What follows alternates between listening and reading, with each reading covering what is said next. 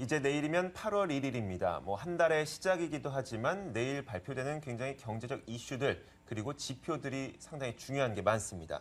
그렇기 때문에 8월 1일을 기준으로 시장은 어떤 방향성을 갖게 될지 저희가 점검해보는 것이 좋을 것 같은데요.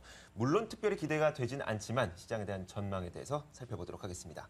KTB 투자증권 박석현 연구위원 모셨습니다. 안녕하세요. 예, 안녕하십니까. 안녕하십니까. 7월을 마무리하면서 오늘 밤에 이제 내일 새벽이면 이제 결과가 나올 텐데요. 네. 이제 GDP 성장률과 FOMC 회의 결과 이제 우리가 알아볼 수 있을 겁니다. 그 결과에 따른 방향성도 함께 좀 체크를 해주시면 좋을 것 같고요. 네. 최근에 몇 달 동안 이어진 이 국제금리의 상승이 더 이어질 것이다라고 해서 국채를 팔아야 된다 이런 의견도 있던데 이 변동성에 대한 우려는 어떻게 볼 수가 있습니까? 일단 내일 지표들이 미국에서 일단 GDP, 2분기 GDP랑 그다음에 FOMC 회의 결과가 이제 발표가 될 예정인데요.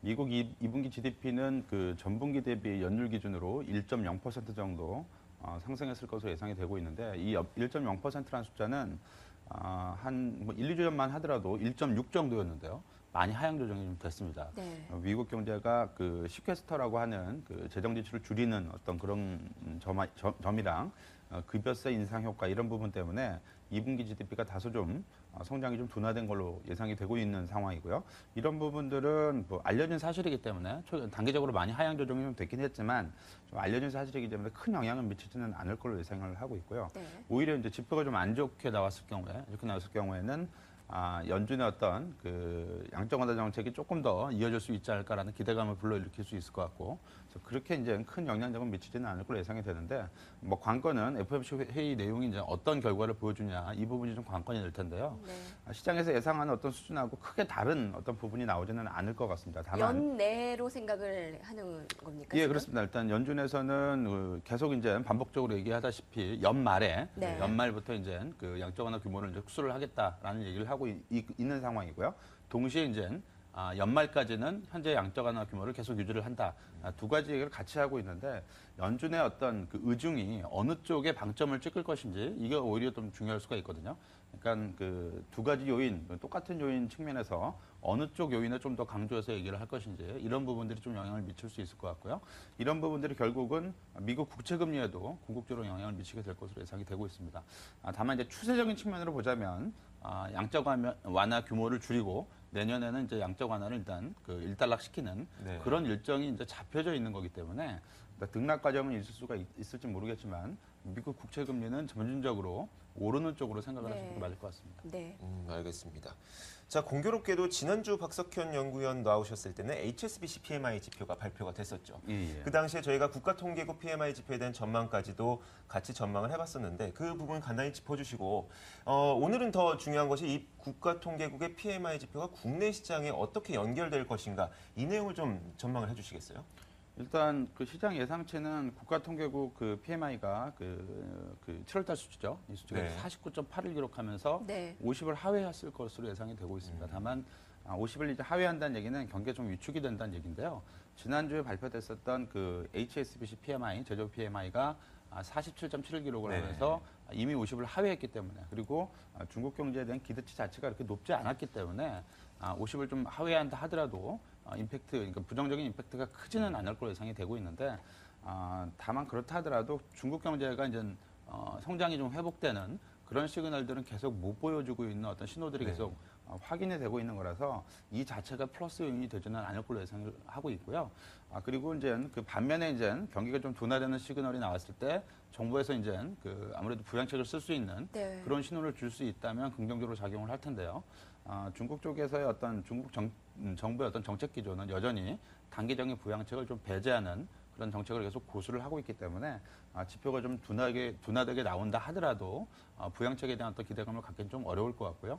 중국에 대한 어떤 기대치는 많이 낮아져 있는 것은 사실이긴 하지만 네. 이 지표 자체가 플러스 요인이 되지는 못할 걸로 예상을 하고 있습니다. 그 어제 발표됐던 이 유동성 확대 정책은 네. 어떻게 될까요? 이게 170억 위안이니까 우리나라 돈으로 계산해 보자면 거의 4조 4조 원, 원까지 4조 원. 네네. 4조 원까지 넘어서는 그 큰 금액인데 어떤 영향이 있습니까? 그렇게 큰 영향 없나 보네요. 일단 그저께 이제 중국의 단기 금리가 좀 많이 올라왔습니다. 네. 지난번에 단기 금리가 급등했다가 중국 정부가 유동성 공급을 하겠다라는 소식으로 다시 이제 많이 급락을 했었는데 이제 그저께부터 이제 중국의 단기 금리가 다시 조금씩 이제 오르기 시작했는데요. 네. 이 단기 금융시장 측면에서 어떤 유동성 압박이 또 다시 재현될 수 있다라는 우려감 때문에 중국 정부가 유동성을 공급한 걸로 일단 볼 수 있을 것 같고요. 유동성 공급 규모는 그렇게 많은 건 아니고요. 다만 이제 유동성을 공급할 때 적용되는 금리가 있습니다. 근데 금리 수준을 상당히 좀 낮게 하지 않고 높은 수준으로 유동성을 공급을 했기 때문에 이 얘기는 중국 정부가 유동성을 공급을 하더라도 적극적으로 유동성을 공급해서 시장을 좀 안정시키겠다 이런 의미보다는 네. 최소한의 어떤 유동성 공급을 통해서 상황 악화되는 건 그렇죠. 경색 국면이나 이런 거를 네. 풀어주는 정도로만 시장 대응을 하겠다라는 얘기고요. 이 얘기는 기존의 중국 정부의 어떤 정책 기조 자체가 변함이 없음을 알려주는 거기 때문에 의미적인 측면에서는 뭐 크게 인식할 네. 필요는 없을 것 같습니다. 알겠습니다. 중국에 대한 어느 정도의 기대감은 우리가 좀 배제를 해야 된다라는 말씀을 좀 예, 강조를 해주시고 계시네요. 국내 증시가 최근에 그 반등폭이 컸습니다. 최근에 상승폭을 키운 이제 시장 이제 8월 1일을 맞이하게 되는데요. 이벤트 전후 전망을 어떻게 보고 계십니까? 일단 그 수급적인 측면에서는 좀 긍정적으로 좀 바뀌고 있죠. 5월 그러니까 외국인 매도가 지금 네. 7월 들어서는 매수로 지금 많이 네. 바뀌어 있는 상황이고요.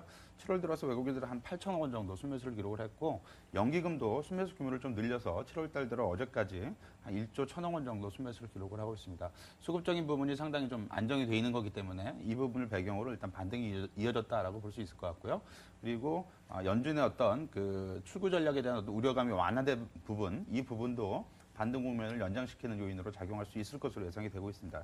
이제 다만 출구 전략에 대한 우려감이 진정된 부분은 이 초기 국면에서는 주가가 낮은 수준에서 긍정적인 영향력을 좀 확대하는 요인으로 작용을 했겠지만 지금은 주식시장이 많이 좀 반등을 한 상황이고요. 그리고 연준의 출구 전략이 연말까지는 본격적으로 이루어지지 않는다는 어떤 출구 전략에 대한 우려감 진정 이런 부분들도 많이 반영이 된 상태다라고 보여지기 때문에 지수 기준으로 지금 여기서 추가적으로 일단 뭐 급등을 한다라고 보기는 좀 어려울 것 같고요.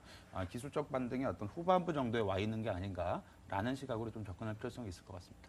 네, 알겠습니다. 그렇다면 이 업종별로는 어떻게 될까요? 지금까지 뭐 시장 전반적인 이야기를 했다면 업종별로 IT 시장은 사실 실적이 개선되고 있고 그리고 뭐 업황이 조금씩 확대되고 있음에도 불구하고 좀 실적이 부진한 상황인 것 같고요.